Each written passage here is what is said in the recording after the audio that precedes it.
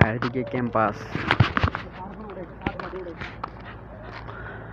আর এদিকে হচ্ছে বড় পাহাড়, আর এই চূড়ান্তের পাশে আমরা আছি।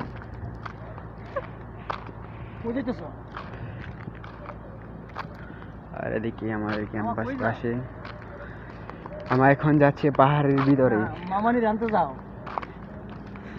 মামানি তো নেই, আর ওই সামনে হচ্ছে প্লেন,